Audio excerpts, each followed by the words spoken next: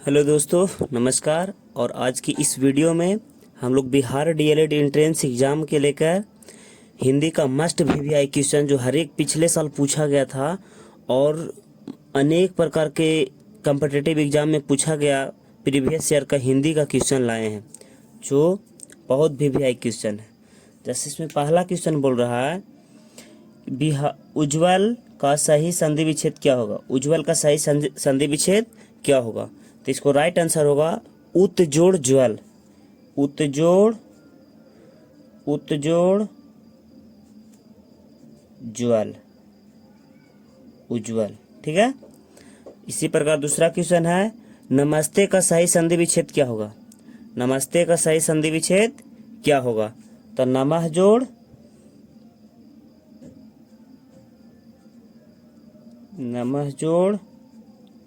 ते, नमस्ते। अगला क्वेश्चन है संयुक्त व्यंजन। संयुक्त व्यंजन नहीं का एक उदाहरण, मतलब एक ऐसा शब्द लेना है जो संयुक्त व्यंजन नहीं हो। तो हम लोग संयुक्त व्यंजन नहीं हो ऐसा लेंगे, शब्द क्या होगा? मूर्धन सा। मूर्धन सा जो है संयुक्त व्यंजन नहीं है। और हम लोग चाहेंगे कि संयुक्त व्यंजन कौन होगा। तो संयुक्त व्यंजन कौन होगा? संयुक्त व्यंजन का उदाहरण कौन कौन है? तो देखिए हम बताते हैं आप लोग को। संयोगी छ, त्र, उसके बाद ज्ञ, ये संयुक्त व्यंजन है और ये नहीं है। ठीक है। अगला क्वेश्चन चलते हैं क्वेश्चन नंबर 4 की ओर। या, र, ल, व किस वर्ग का व्यंजन है? या, र, ल, व किस वर्ग का व्यंजन है? तो या, र, ल, व जो है वो अंतःस्थ व्यंजन है। कौन सा व्यंजन है? अंतःस्थ व्यंजन। अस्थ व्यंजन, व्यंजन। ठीक है। अंतःस्थ व्यंजन। अच्छा, उष्ण व्यंजन कौन कौन है? यहाँ पे जान लेंगे, हो सकता है ये भी पूछ दे। उष्ण व्यंजन कौन कौन है? तो उष्ण व्यंजन का उदाहरण होगा तालब सा, मूर्धन सा और डंटी सा है। ये उष्ण व्यंजन है। संयुक्त व्यंजन या उष्ण व्यंजन तालाबी सा, मूर्धनी सा, डंटी सा है, ये उष्ण व्यंजन है। अगला क्वेश्चन है निर्वाह में कौन सा उपसर्ग है? निर्वाह में कौन सा उपसर्ग है? इसका राइट आंसर होगा निर। क्या होगा? निर। हम लोग ये जानेंगे उपसर्ग कहते किसे है। उपसर्ग क्या है? तो वैसे शब्द को उपसर्ग कहते हैं जो किसी शब्द के पहले लगता है, उसे क्या कहते हैं? उपसर्ग। ठीक है। दूसरा जानेंगे प्रत्यय किसे कहते हैं। तो प्रत्यय वैसे शब्द को कहते हैं जो किसी शब्द के अंत में जुड़ता है, उसे क्या कहते हैं? प्रत्यय कहते हैं। जो किसी शब्द के बाद में लगता है उसे क्या कहते हैं? प्रत्यय कहते हैं। अगला क्वेश्चन है धक्का मुक्की। धक्का मुक्की में कौन सा समास है? धक्का मुक्की में कौन सा समास है? तो इसका राइट आंसर होगा द्वंद्व समास। क्या होगा? द्वंद्व समास होगा। ठीक है। द्वंद्व समास क्या है? धक्का मुक्की। हम लोग ये जानने का प्रयास करेंगे कि द्वंद्व समास कहते किसे? द्वंद्व समास किसे कहते हैं? तो द्वंद्व समास वैसे समास को कहते हैं जिस समास में दोनों पद प्रधान होते हैं, उसे क्या कहते हैं? द्वंद्व समास कहते हैं। जैसे माता पिता, माता पिता, भाई बहन, भाई बहन, चाचा चाची, ये सब मतलब जिसका दोनों पद प्रधान है, दोनों का इज्जत बराबर, उसे क्या कहेंगे? दोनों द्वंद्व समास कहेंगे। अगला हम लोग जानेंगे दिग्गु समास किसे कहते हैं।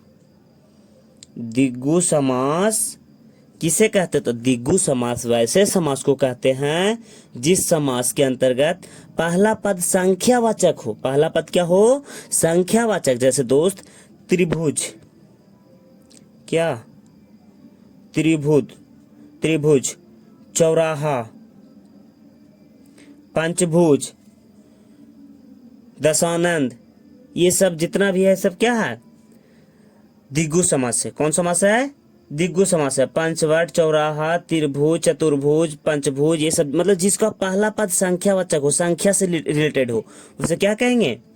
दिग्गु समास कहेंगे। क्या कहेंगे? दिग्गु समास। और द्वंद्व समास जिसका दोनों पद प्रधान हो, माता पिता, भाई बहन, चाचा चाची, ये सब मौसा मौसी सब क्या हो गया, द्वंद्व समास। द्विगु समास जिसका पहला पद संख्यावाचक हो। अगला क्वेश्चन है कि तन मन धन में कौन समास है। तन मन धन जो है वो कौन समास है, तो द्वंद्व समास है। क्या है, द्वंद्व समास है। कैसे, देखिए तन और मन, तन और मन, मन और धन, मतलब यहाँ दोनों पद प्रधान, इसीलिए क्या कहेंगे, द्वंद्व समास कहेंगे। तन मन धन द्वंद्व समास है। ठीक है, हम लोग ये जानने का प्रयास करेंगे कि कन्यादान में कौन सा समास है। कन्यादान में कौन सा समास है, तो इसका राइट आंसर होगा कन्यादान में तत्पुरुष समास है। कौन समास है दोस्त, तत्पुरुष समास है, तत्पुरुष समास है। ठीक है, तत्पुरुष समास। जितना भी पीछे पूछा गया क्वेश्चन अब छाट छाट के हम लाए, इसको लिखने में कम से कम 2 से 2.5 घंटा हमको टाइम बर्बाद हुआ है, उसके बाद हम ला कर दिए हैं आप लोग को। तो कन्यादान में कौन समास है, तत्पुरुष समास है। तो एक बार हम लोग ये भी जान लें कि तत्पुरुष समास कहते किसे, तत्पुरुष समास किसे कहते हैं। तो तत्पुरुष समास वैसे समास को कहते हैं, तत्पुरुष समास वैसे समास को कहते हैं जिसमें कारक चिन्ह लुप्त होता है, जिसमें कारक चिन्ह लुप्त होता है उसे क्या कहते हैं, तत्पुरुष समास कहते हैं। ठीक है, अगला जान लेंगे बहुब्रीहि समास किसे कहते हैं। बहुब्रीहि समास किसे कहता है, तो जहां पर कोई भी पद प्रधान नहीं होता है उसे क्या कहते हैं, बहुब्रीहि समास कहते हैं। मतलब जहां 2 पद प्रधान नहीं हो के तीसरा पद प्रधान हो, उसे क्या कहेंगे, बहुब्रीहि समास कहेंगे। ठीक है, इसी के साथ अगला क्वेश्चन की ओर चलते हैं। 8 नंबर क्वेश्चन में है वनवास में कौन सा समास है। वनवास में कौन सा समास है, वनवास में जो है वो भी तत्पुरुष समास है। कौन समास है दोस्त, तत्पुरुष समास है, तत्पुरुष समास है। ठीक है, तत्पुरुष समास है। अगला जाएंगे हम लोग क्वेश्चन नंबर 10 की ओर। तरोत्तम में कौन सा समास है, नरोत्तम में कौन सा समास है, नरोत्तम में कौन सा समास है। क्वेश्चन भी है, क्वेश्चन पूछे गए, पिछला वर्ष पूछा था डीएलएड में। नरोत्तम में कौन सा समास है, तो इसमें भी तत्पुरुष समास है। कौन समास है, तत्पुरुष समास है, तत्पुरुष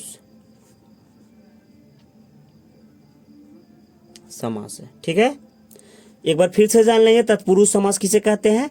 तो तत्पुरुष समास वैसे समास को कहते हैं जिस समास में कारक चिन्ह लुप्त हो, जिस समास में कारक चिन्ह लुप्त हो उसे कौन सा समास कहते हैं, तत्पुरुष समास। कभी कभी ऐसे भी पूछ देगा दोस्त कि जिस समास, किस समास में कारक चिन्ह का लुप्त होता है, आंसर होगा तत्पुरुष समास में। किस समास में कारक चिन्ह का लुप्त होता है, तत्पुरुष समास में।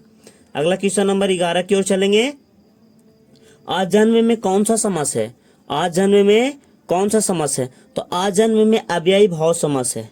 और आजन्म में कौन समास है, अव्ययी भाव समास, अव्ययी भाव समास। ठीक है, आजन्म में कौन समास है, अव्ययी भाव समास।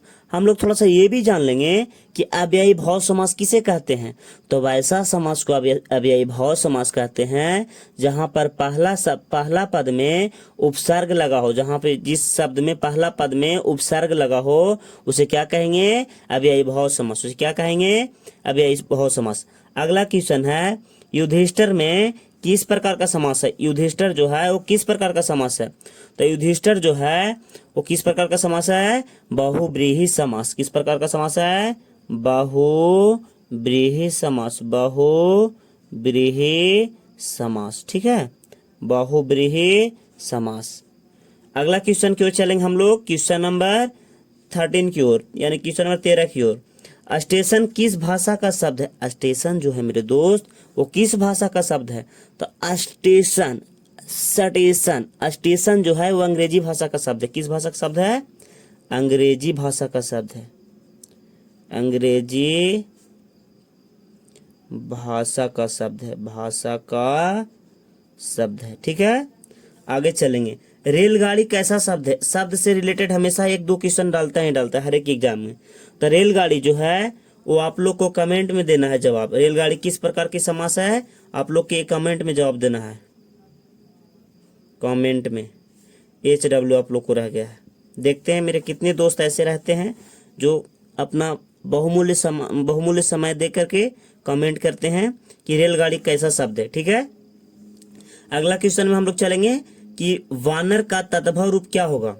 वानर का तद्भव रूप क्या होगा, तो वानर का तद्भव रूप जो होगा दोस्त वो बंदर होगा। कौन सा होगा, क्या होगा, बंदर होगा। क्या होगा, बंदर होगा। जैसे देखिए तत्सम तद्भव, शब्द का दो रूप होता है, तत्सम और तद्भव। अब हम लोग जानेंगे तत्सम किसे, ये पहचानने का बहुत आसान तरीका है मेरे दोस्त, बहुत आसान तरीका।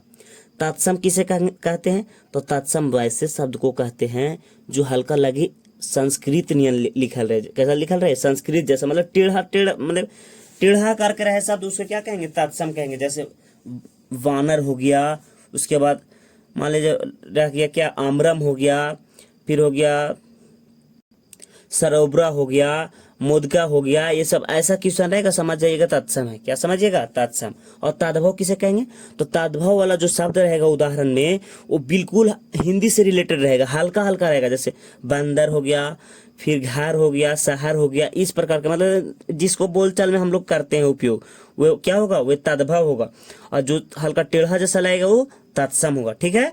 अगला क्वेश्चन है मेरे दोस्त, उद्गम। उद्गम, उद्गम कैसा शब्द है, उद्गम जो है वो किस प्रकार का शब्द है, तो उद्गम भी तत्सम शब्द है। कैसा शब्द है मेरे दोस्त, तत्सम शब्द। उद्गम कैसा शब्द है, तत्सम शब्द है, तत्सम शब्द है। ठीक है। एक क्वेश्चन अभी तक आप लोग के हम होमवर्क के लिए दिए हैं कि रेलगाड़ी कैसा शब्द है। देखते हैं मेरे कितने दोस्त ऐसे रहते हैं जो अपने पढ़ाई पे ध्यान देते, वही कमेंट करेंगे। ऐसे तो ना पढ़ने वाले उतना ध्यान नहीं देते हैं, कमेंट उमेंट करे पर उतना ध्यान नहीं देते हैं। ठीक है।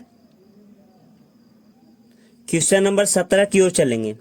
17 नंबर क्वेश्चन बोल रहा है, अपील कैसा शब्द है। अपील जो हम किसी से करते हैं ना, वो किस प्रकार का शब्द है, तो अपील भी जो है ना मेरे दोस्त, वो विदेशज शब्द है। अपील कैसा शब्द है, विदेशज शब्द है, विदेशज, विदेशज शब्द है। ठीक है। अपील कैसा शब्द है, विदेशज शब्द। मगही कैसा शब्द है, मगही जो है वो किस प्रकार का शब्द है, तो आंसर होगा मगही जो है वो तद्भव शब्द है। कैसा शब्द है, तद्भव शब्द है, तद्भव शब्द। अगला क्वेश्चन की ओर चलेंगे। दशानंद किस प्रकार का शब्द है। जैसे देखिए अगर यहाँ पे समास के पहचान के है मेरे दोस्त, तो दशानंद जो होगा ने वो किस प्रकार का समास होगा, द्विगु समास होगा। दशानंद जो होगा वो द्विगु समास होगा। का है कि दशानंद, मतलब दशा मने 10 और नंद मने आनंद मने सिर, जिसका 10 सिर हो, रावण, जिसका आज दशानंद मतलब रावण। ठीक है। तो दशानंद जो है वो किस प्रकार का समास होगा, द्विगु समास होगा। किस प्रकार का समास होगा, द्विगु समास होगा। लेकिन यहाँ पूछ रहा है दशानंद किस प्रकार का शब्द है, किस प्रकार का शब्द है, तो इसका राइट आंसर होगा क्वेश्चन नंबर 19 का होगा योगरूढ़ शब्द। किस प्रकार का शब्द है, योगरूढ़ शब्द, योगरूढ़ शब्द, योग रूढ़ शब्द। ठीक है। किस प्रकार का शब्द है, योगरूढ़ शब्द है।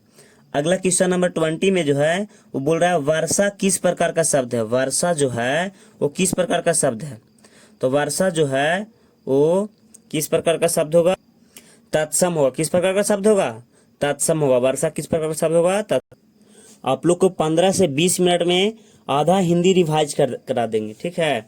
जो हम एक 2-4 क्वेश्चन हमें पूछेगा ही पूछेगा, इससे समय जो देगा मेरे दोस्त उसको 2-4 नंबर इससे आएगा ही आएगा। से बोल रहा है रूढ़ शब्द का उदाहरण दे, रूढ़ शब्द का उदाहरण दे। तो रूढ़ शब्द का हमने उदाहरण देंगे, किसको उदाहरण देंगे, पशु। रूढ़ शब्द जो होगा वो क्या होगा, पशु होगा, पशु।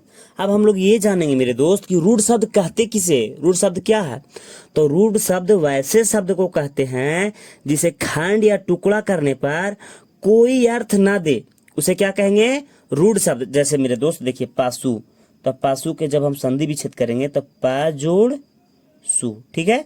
अब पा से क्या हुआ, सु से क्या हुआ, पता नहीं चल रहा है, इसीलिए इसे क्या कहेंगे, रूढ़ शब्द। रूढ़ शब्द किसे कहते हैं, वैसा शब्द को रूढ़ शब्द कहते हैं जिस शब्द को खंड या टुकड़ा करने पर कोई अर्थ ना दे, उसे क्या कहेंगे, रूढ़ शब्द कहेंगे। अगला क्वेश्चन है कि गोधूम किस प्रकार का शब्द है। गोधूम जो है वो किस प्रकार का शब्द है, तो आंसर हुआ गोधूम जो है वो तत्सम शब्द है। किस प्रकार का शब्द है, तत्सम शब्द है, तत्सम शब्द है। ठीक है। अगला क्वेश्चन नंबर 23 में बोल रहा है कि मुंह किस प्रकार का शब्द है। देखते हैं कौन कौन दोस्त मेरे बताते हैं मुंह कौन सा शब्द है, मुंह किस प्रकार का शब्द है। आप लोग का अगर आंसर याद रहे तो आप कमेंट में दीजिएगा। क्वेश्चन नंबर 23 का जवाब ये है, 24 का जवाब ये है, ऐसे करके जवाब दीजिएगा ताकि हम कमेंट में देखें कौन कौन मेरे दोस्त ऐसा है जो जवाब दिए हैं।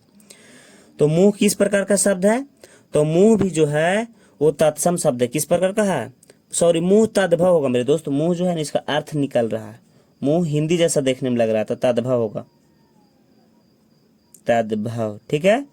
अगला क्वेश्चन है अस्तित्व शब्द में कौन सा संज्ञा, अस्तित्व शब्द में कौन सा संज्ञा है। तो अस्तित्व शब्द जो है मेरे दोस्त वो भाववाचक संज्ञा। किस प्रकार का संज्ञा है, भाववाचक संज्ञा, भाववाचक संज्ञा है। देखिए कैसे भाववाचक संज्ञा अस्तित्व, तो अस्तित्व यहाँ मतलब भाव बता रहा है कि स्त्री है।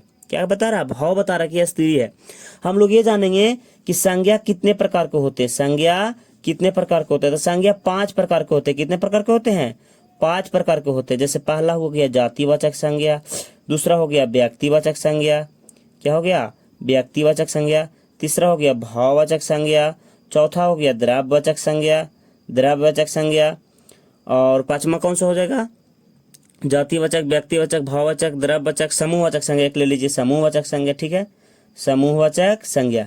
तो जातिवाचक संज्ञा किसे कहते हैं, तो जातिवाचक संज्ञा वैसे संज्ञा को कहते हैं जिस संज्ञा के अंतर्गत मतलब पूरी जाति भर का बोध हो। वैसे क्या उसे क्या कौन सी संज्ञा कहेंगे, जातिवाचक संज्ञा। जैसे गाय हम बोले, क्या बोले गाय, तो गाय जैसा ही बोले मेरे दोस्त तो हमारे पृथ्वी पर जितने भी गाय हैं सभी का बोध करा दिया। लड़का बोले तो धरती पर हम लोग जितना भी लड़का है सबके बोध करा दिए लड़का। ठीक है, लड़की ये किस प्रकार का संज्ञा, जातिवाचक संज्ञा। व्यक्तिवाचक संज्ञा किसे कहते हैं, तो व्यक्तिवाचक संज्ञा उस संज्ञा को कहते हैं जिसके अंतर्गत मतलब कोई खास व्यक्ति का बोध कराए, उसे क्या कहेंगे व्यक्तिवाचक संज्ञा। जैसे राम, हम राम बोलेंगे, जैसे ढेर सारा बच्चा वहां पे बोले राम, राम खड़ा हो जाएगा तो राम केवल राम ही खड़ा होगा। ठीक है, कोई खास व्यक्ति का बोध करवाएं। जैसे हिमालय, तो हिमालय भी किस प्रकार का संज्ञा होगा, व्यक्तिवाचक संज्ञा होगा। भाववाचक संज्ञा किसे कहेंगे, भाववाचक संज्ञा वैसे संज्ञा को कहते हैं जिस संज्ञा के अंतर्गत भाव का प्रकट कराए, क्या कराए, भाव का प्रकट कराए, उसे क्या कहेंगे, भाववाचक संज्ञा कहेंगे। जैसे दयालुता, ईमानदारी, सच्चाई, अच्छाई, बुद्धिजीवी, ये सब क्या हो गया, भाववाचक संज्ञा हो गया। अगला हम लोग चलेंगे समूहवाचक संज्ञा। कौन सा संज्ञा चलेंगे, समूहवाचक संज्ञा। तो समूहवाचक संज्ञा वैसे संज्ञा को कहते हैं जिसके अंतर्गत मैंने पूरे समूह का बोध करा, उसे क्या कहेंगे, समूहवाचक संज्ञा। जैसे सभा, आर्मी का सेना, चाबी का गुच्छा, अंगूर का गुच्छा, ये सब क्या हो गया, समूहवाचक संज्ञा। अगला द्रव्यवाचक संज्ञा। द्रव्यवाचक संज्ञा किसे कहेंगे, तो द्रव्यवाचक संज्ञा उस संज्ञा को कहते हैं जिसके अंतर्गत द्रव्य पदार्थ का बोध कराए, जिसके अंतर्गत द्रव्य पदार्थ का बोध कराए, उसे क्या कहेंगे, द्रव्यवाचक संज्ञा। जैसे घी, तेल, दूध, मक्खन, मिश्री, सब आलू, चावल, ये सब क्या हो गया, द्रव्यवाचक संज्ञा। जिसे नापा या तौला जाए इसे भी कह सकते हैं द्रव्यवाचक संज्ञा, कि जिसे नापा या तौला जाए उसे क्या कहेंगे, द्रव्यवाचक संज्ञा कहेंगे। ठीक है, एक मिनट के अंदर आप लोग को संज्ञा खत्म। अगला क्वेश्चन है भारतीय शब्द का बहुवचन क्या होगा, भारतीय शब्द का बहुवचन क्या होगा। तो भारतीय शब्द का बहुवचन जो होगा वो आप लोग को कमेंट में जवाब देना है, कमेंट में जवाब देना है। ठीक है, ये HW रह गया आप लोग को। ठीक है, अगला है सूर्य शब्द, सूर्य शब्द का स्त्रीलिंग क्या होगा, सूर्य शब्द का स्त्रीलिंग क्या होगा। तो सूर्य शब्द का स्त्रीलिंग होगा सूर्य, क्या होगा, सूर्य। अगला क्वेश्चन है क्वेश्चन नंबर 27, निरोग में कौन सा उपसर्ग है, निरोग में कौन सा उपसर्ग है। तो आंसर होगा नि। कौन सा उपसर्ग है, नि उपसर्ग। निरोग में कौन सा उपसर्ग है, नि उपसर्ग है। क्वेश्चन नंबर 28 की ओर हम लोग चलेंगे कि जो सब कुछ जानता हो उसे क्या कहते हैं, जो सब कुछ जानता हो उसे क्या कहते हैं। तो जो सब कुछ जानता हो उसे सर्वज्ञ कहते हैं। क्या कहते हैं, सर्वज्ञ कहते हैं। क्या कहते हैं, सर्वज्ञ कहते हैं। जो सब कुछ जानता है उसे सर्वज्ञ कहते हैं। जो कार्य आसानी से किया जा सके, ये सब कहावतें हैं, जो कार्य आसानी से किया जा सके उसे क्या कहते हैं। तो जो कार्य आसानी से किया जा सके उसे सुकर कहते हैं। क्या कहते हैं, सुकर कहते हैं। क्या कहते हैं, सुकर कहते हैं। जिसके पास कुछ ना हो, जिसके पास कुछ ना हो उसे क्या कहते हैं। तो जिसके पास कुछ ना हो उसे निर्धन भी कह सकते हैं हम लोग। क्या कह सकते हैं, निर्धन कह सकते हैं, गरीब कह सकते हैं। अगला क्वेश्चन है क्वेश्चन नंबर 31 कि जानने की इच्छा को क्या कहते हैं। तो जिज्ञासा कहते हैं, जानने की इच्छा क्या कहते हैं, जिज्ञासा कहते हैं, जिज्ञासा कहते हैं। अगला क्वेश्चन है, जिसको बुढ़ापा ना आए, जिसको बुढ़ापा ना आए उसे क्या कहेंगे, तो उसे अजर कहेंगे। क्या कहेंगे, अजर कहेंगे, अजर कहेंगे। अगला क्वेश्चन है कि कभी ना मरने वाले को क्या कहेंगे, जो कभी ना मरे, जो कभी ना मरे उसे क्या कहेंगे, अमर कहेंगे। क्या कहेंगे, अमर कहेंगे। ठीक है, जो कभी ना मरे उसे क्या कहेंगे, अमर कहेंगे। जो प्राण से सिद्ध हो सके, जो प्रमाण से सिद्ध हो सके, जो प्रमाण से सिद्ध हो सके उसे क्या कहेंगे, तो उसे प्रमेय कहेंगे। क्या कहेंगे, प्रमेय कहेंगे। जो प्रमाण से सिद्ध हो सके उसे प्रमेय कहेंगे।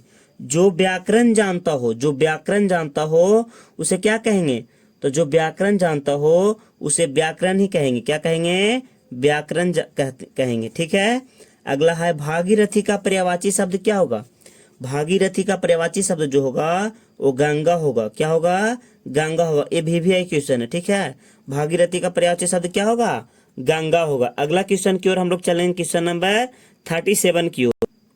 क्वेश्चन नंबर 37 में बोल रहा है कि सासी किसका पर्यायवाची शब्द है, सासी जो है वो किसका पर्यायवाची शब्द है, तो सासी जो है वो चांद का पर्यायवाची शब्द है। किसका पर्यायवाची शब्द है, चांद का पर्यायवाची शब्द है। सासी किसका पर्यायवाची शब्द है, चांद का पर्यायवाची शब्द है।